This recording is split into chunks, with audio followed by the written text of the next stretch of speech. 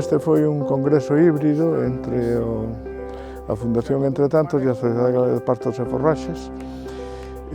donde se abordaron a problemática que está tendo precisamente a gandería extensiva e todo relacionado co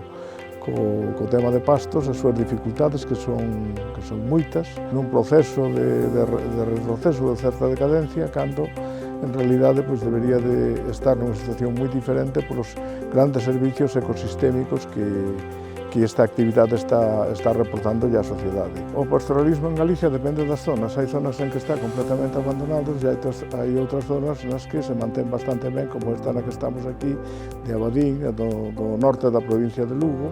O sea que é debido aos traballos de mellora de pastos, de certas superficies de pastos que se fixeron aquí por parte da administración, pois ao longo de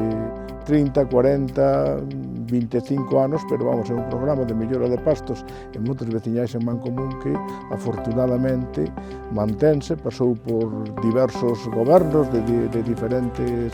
diferentes signos políticos e ideoloxías, pero estáse mantendo. E desde logo é unha gran contribución tanto ao mantemento da poboación rural, eficiencia na produción, concretamente na produción de carne e, sobre todo, o que é esencial é na defensa contra os incendios.